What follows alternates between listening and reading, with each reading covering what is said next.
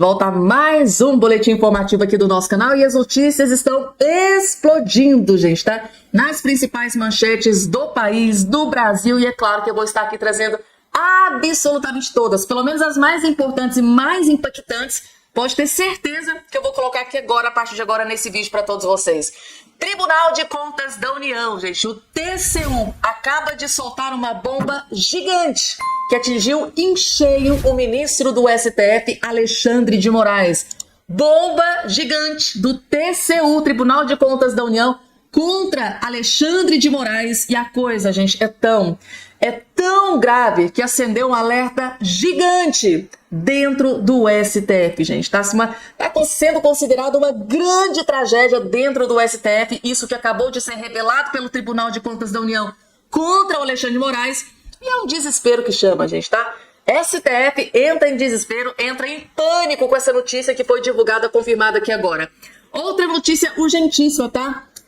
A presença, tá, do irmão do Lula nesse escândalo de corrupção, né, da roubalheira aí dos velhinhos, dos aposentados, gente, tá? A presença do Frei Chico, irmão do Lula, nesse escândalo de corrupção vai trazer um problema gigante pro Lula, né, sem precedentes, gente, tá? Tá aqui a matéria do próprio portal de notícias UOL trazendo essa bomba que acabou de explodir em Brasília neste exato momento, gente, tá? O Eduardo Bolsonaro acaba de fazer aqui, gente, uma publicação gravíssima contra o Alexandre de Moraes, gente, tá? Moraes quer assassinar Bolsonaro, diz, tá? O Eduardo Bolsonaro, após a piora na saúde do seu pai.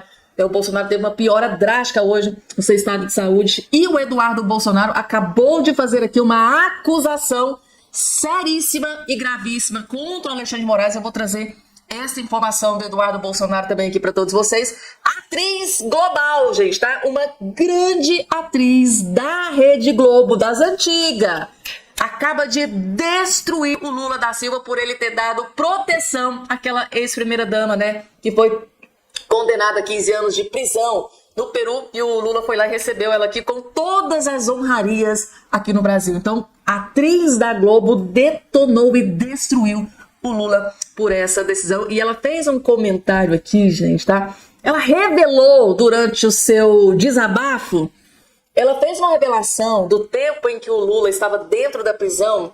Vocês vão ficar chocados, gente, tá? Ela teve acesso à informação e, como vingança, decidiu jogar pro Brasil inteiro. Tá? O Lula estava dentro. Vocês não fazem ideia do que o Lula fez quando estava dentro da cadeia. Ela resolveu soltar, descer a lenha. E o Hugo Mota, gente, tá? O Hugo Mota acaba de decidir sobre a anistia, tá? Decidiu, vai engavetar, não vai pautar. E o líder Sócrates Cavalcante acaba de fazer uma ameaça. Ele perdeu completamente a paciência de uma vez por todas e subiu o tom contra o Hugo Mota, tá? É outra bomba que eu vou trazer aqui para todos vocês. E, gente, tá? Sindicatos envolvidos em escândalo do INSS são ligados ao PT e ao Centrão. É uma outra bomba que acabou de explodir que eu vou trazer para vocês. Esse vídeo está lotado de novas informações. Então não esqueça de se inscrever no canal, ativar o sininho das notificações e compartilhar o vídeo o máximo possível que vocês puderem. Vamos que vamos. Tem muita coisa para trazer aqui a partir de agora para vocês. Próxima informação na tela. Gente, quem se lembra da atriz ou ex-atriz global, não sei se ela ainda trabalha na Globo, da Luana Piovani? Pois bem, gente, a mulher gravou um vídeo, postou nas redes sociais, destruindo Luiz Inácio Lula da Silva por causa da guarida, né, que o Lula tá dando aí pra criminosa, né, que pegou 15 anos de cadeia lá no Peru e o Lula trouxe a sua cupincha aqui pro Brasil. Assim, gente, a Luana Piovani, ela comentou aqui no assunto de quando o Lula estava preso. Eu tô perplexa. Assistam. Manda o avião do nosso país que a gente paga a conta. Buscar a coleguinha aqui com o dinheiro da gente, né? Cara, me dá uma ânsia de vômito, me dá um nojo. Que daí eu me lembro da maçã que eu levei pra ele quando ele tava preso. Ah, meu Deus, eu nem sei, me dá vontade de despejar um caminhão de maçã em cima da cabeça dele. Cara, os caras roubaram 30 milhões de dólares num país paupérrimo. Ou seja, gente, o pessoal lá, né, os cupinchas do Lula lá no Peru roubaram 30 milhões de dólares aqui do Brasil, um país paupérrimo. É isso que ela está querendo dizer. E tem mais. Aquela merda Odebrecht, aquela porra, aquela roubalheira louca que aconteceu, vocês viram que pra quem tava cansado, eu já achei energia, né? Porque se tem um negócio que me tira do prumo é injustiça. E o sem noção, pra não falar um palavrão, tá? Do Lula manda o avião da FAB buscar essa mulher e dar asilo político pra mulher que roubou 30 milhões.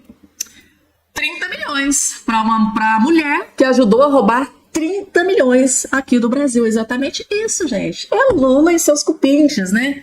Os corruptos se protegem, né, gente? Tá? É a matéria de um jornal do Peru. Os corruptos se protegem. E o Lula correu para proteger a sua cupincha, né?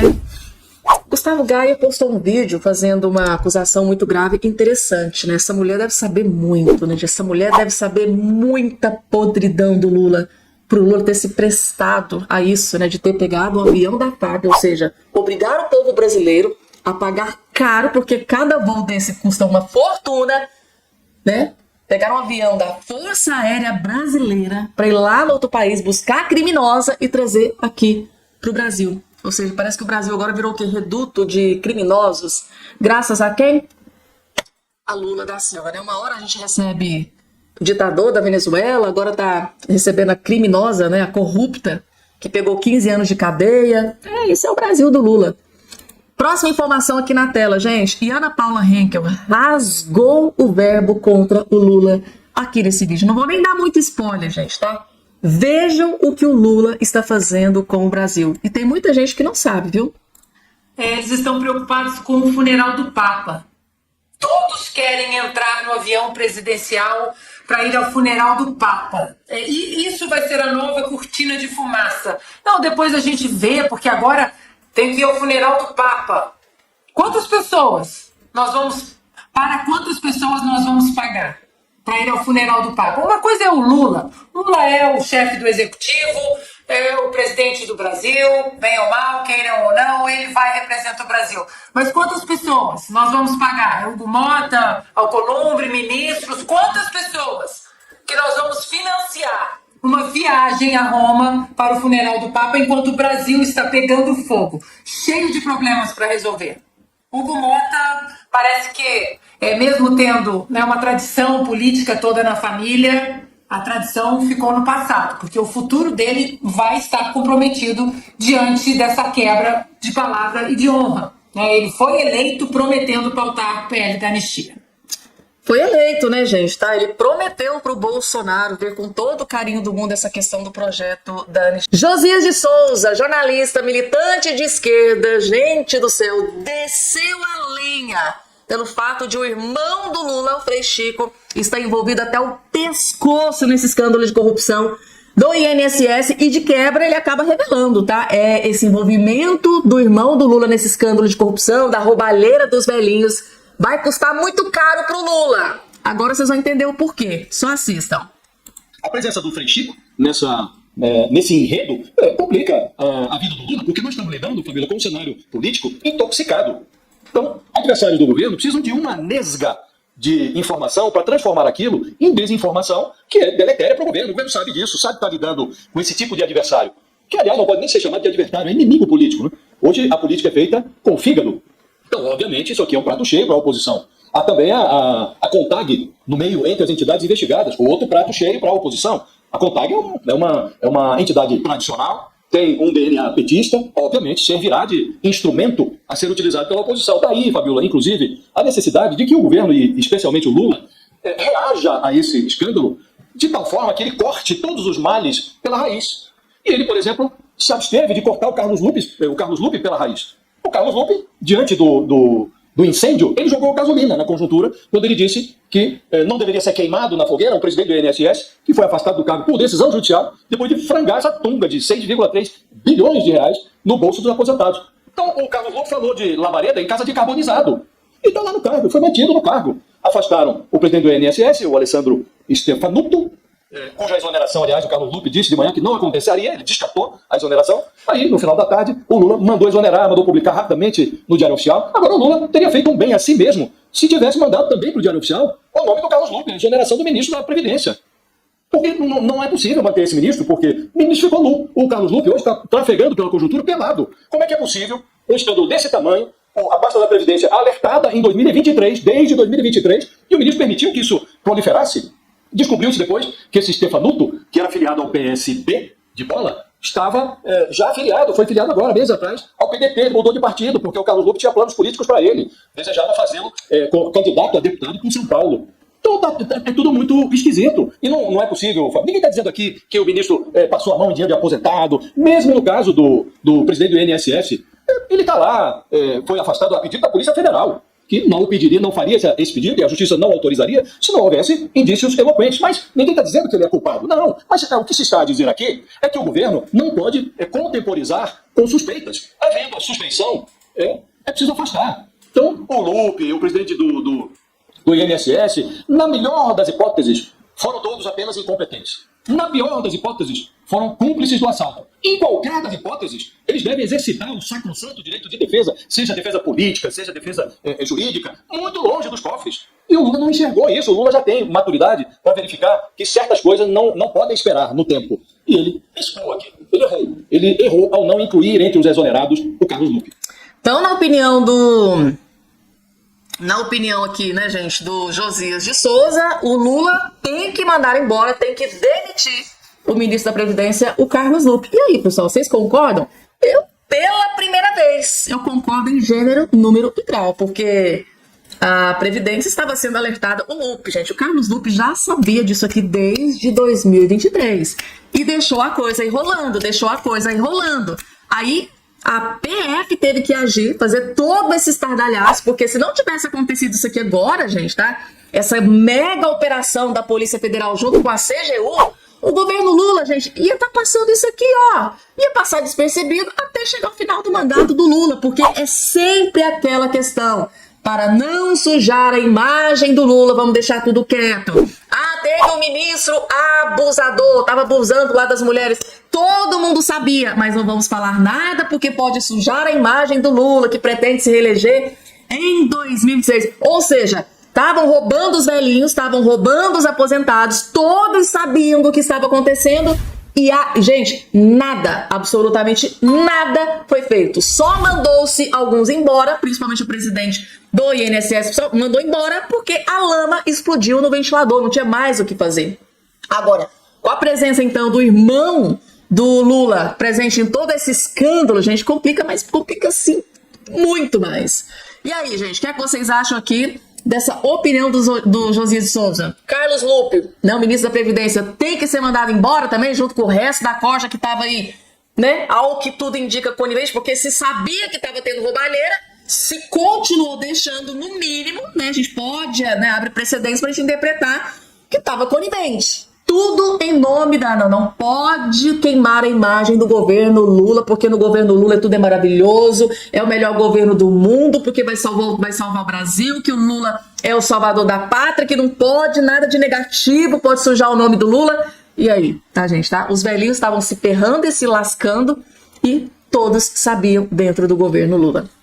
Coloca aí embaixo a sua opinião, gente, tá? Próxima informação na tela, gente. Eduardo Bolsonaro fez uma acusação gravíssima contra o ministro Alexandre de Moraes, tá?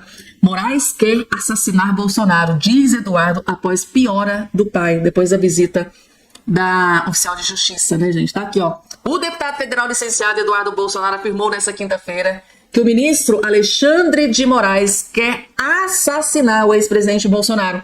A declaração se deu depois de uma piora clínica do quadro de saúde do pai do congressista.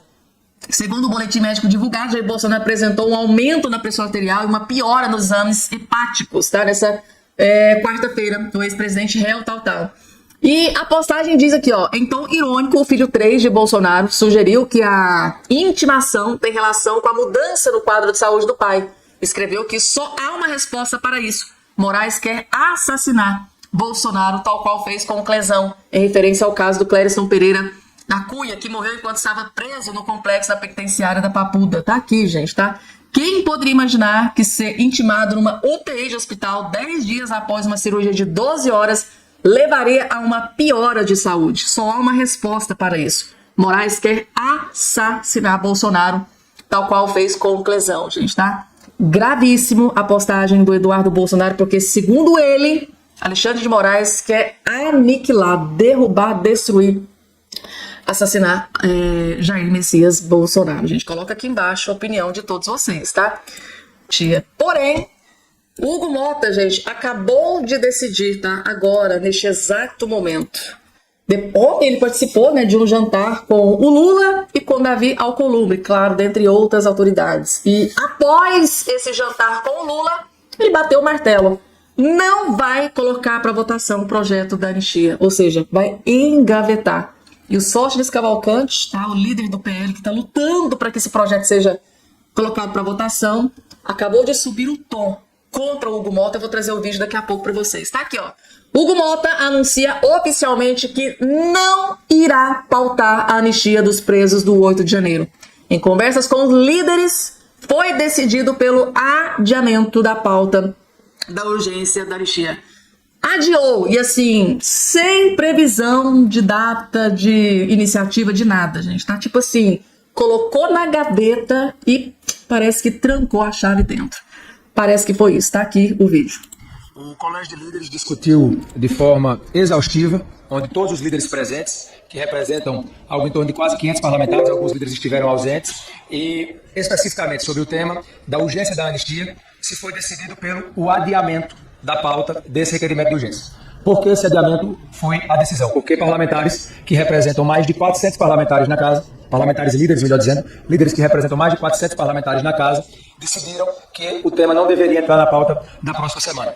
Isso não está dizendo que nós não seguiremos dialogando para a busca de uma solução para o tema. Nós seguiremos conversando, principalmente também com os partidos que estão defendendo a pauta, ou seja, os partidos que fazem a oposição, o PL, o Partido Novo, que aqui defenderam a inclusão na pauta com muita força e de maneira também legítima, para que a casa possa encontrar uma saída para esse tema. Eu tenho que, enquanto presidente, decidir a pauta. A pauta é um poder do presidente. Blá, blá, blá, blá, blá, blá, gente. Tá mais um jantar com o Lula, com o Davi Alcolumbre, e depois desse jantar, mais uma vez, o Hugo Mota sai de lá com a cabeça feita.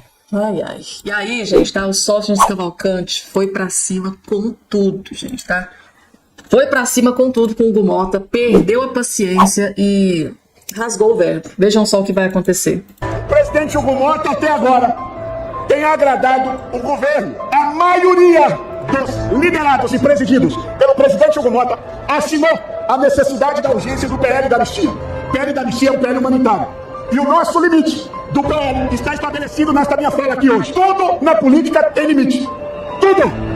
O presidente Hugo Mota pediu que os líderes não assinassem, eu respeitei. Ele pediu um tempo, nós demos o tempo. O tempo agora acabou. Ele pauta junto com os líderes a urgência da anistia ou o limite do PL. Com ele, chegou no nosso limite. Muito obrigado. Sóstenes Cavalcante, líder do PL, que está nessa luta incessante pela aprovação do projeto da anistia, subiu o tom contra o presidente da Câmara, Hugo Mota. Acabou a paciência, tá, gente? Tá? A paciência do PL, a paciência, né, dos aliados do Bolsonaro chegou ao limite, tá aqui. E segundo informação de bastidores, voltou a obstrução, gente, tá? Tinham dado um tempo da obstrução, agora voltou novamente. Eu tive acesso aqui a um vídeo, gente, olha que interessante. Após a coletiva, o Hugo Mota, vou até colocar aqui agora na tela para ficar melhor para vocês visualizarem. O Hugo Mota, ele foi questionado aqui, gente, sobre o projeto da anistia. Tem uma jornalista que fez a seguinte pergunta: você decidiu não pautar o projeto da anistia depois do jantar com o Lula? O Lula influenciou na decisão? Vejam só. Ele correu, gente, tá? Ele simplesmente correu dos jornalistas, vejam só.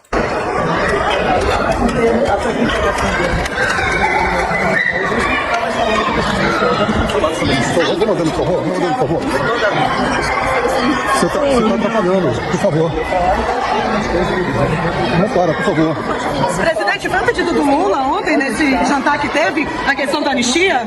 Não para, por favor. Não. Foi, presidente? Abre, irmão. Como você acha que pode vir essa discussão? No próprio Congresso? Especial não é uma possibilidade da nossa avaliação?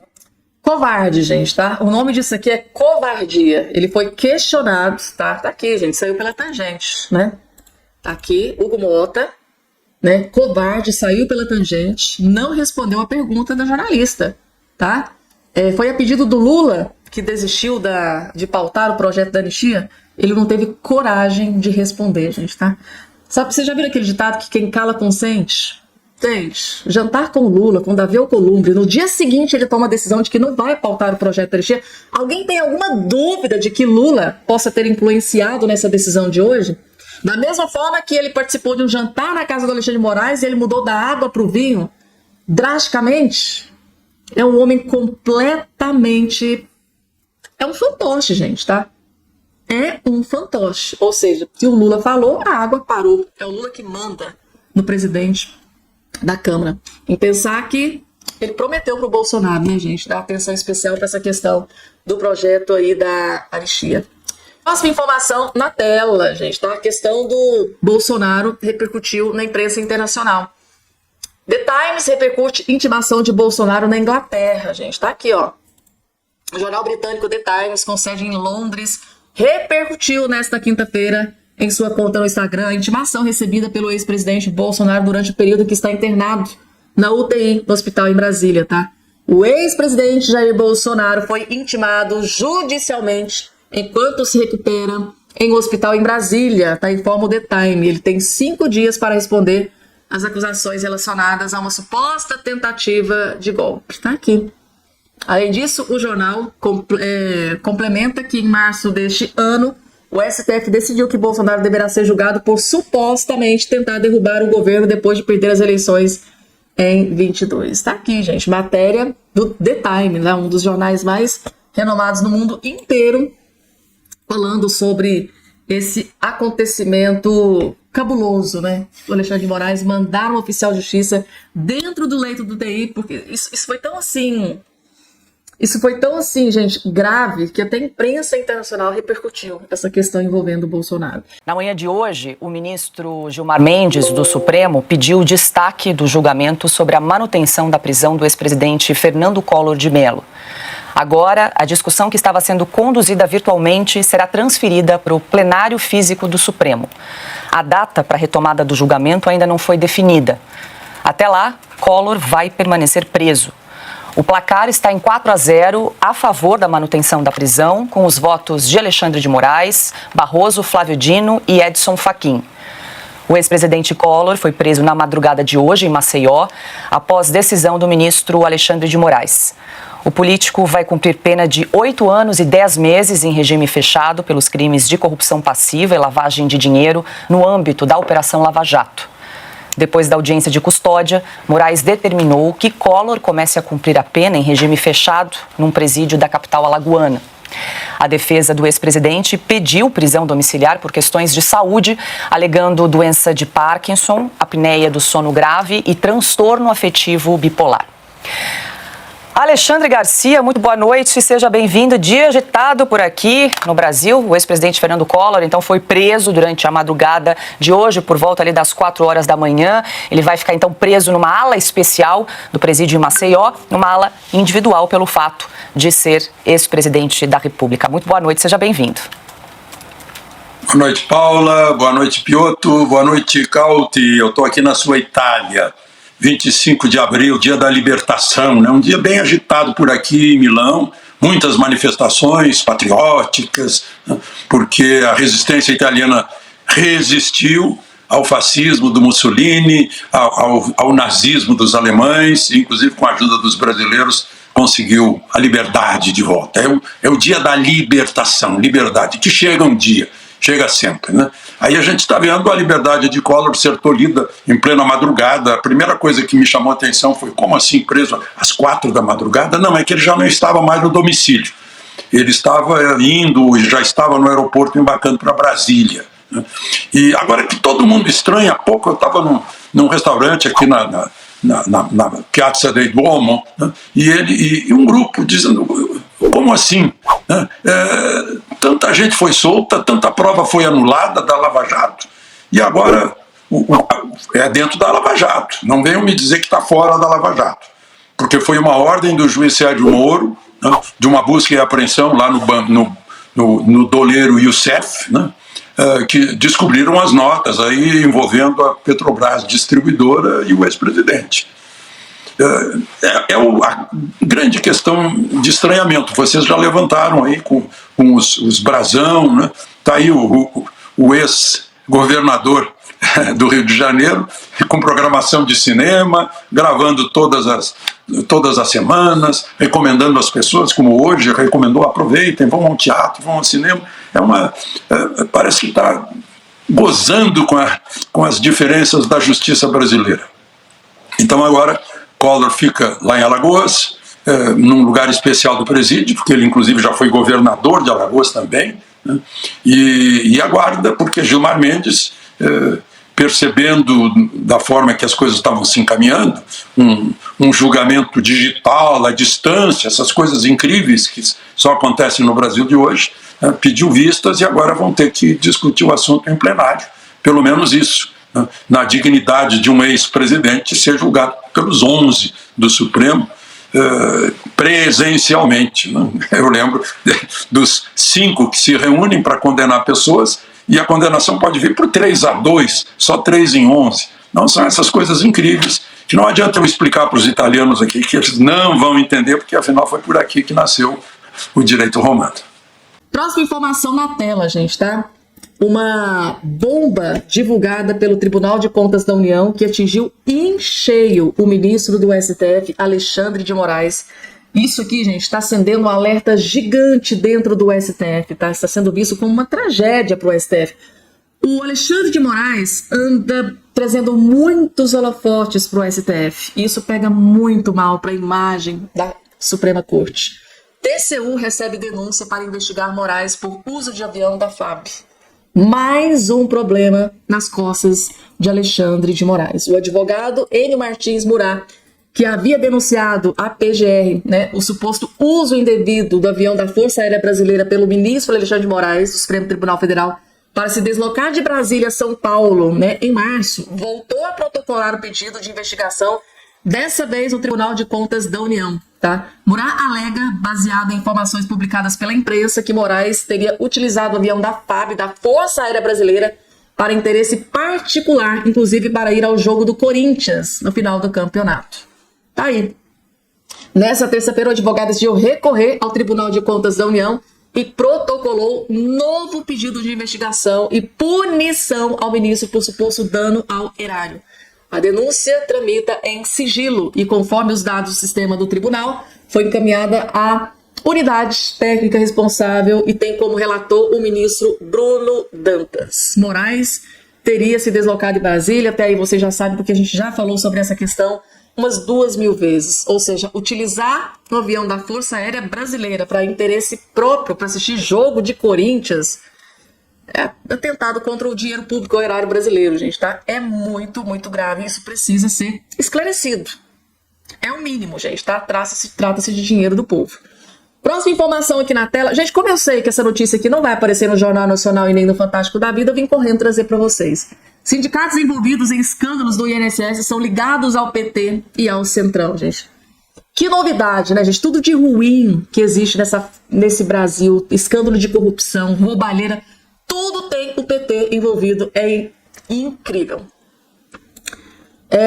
Duas das entidades sindicais investigadas por suspeitas de fraudes bilionárias em pagamentos do INSS têm vínculos políticos, tá? A Confederação Nacional de Agricultores, Familiares e Empreendedores, a CONAFER, é ligada ao Centrão, enquanto a Confederação, a CONTAG, é historicamente associada ao PT.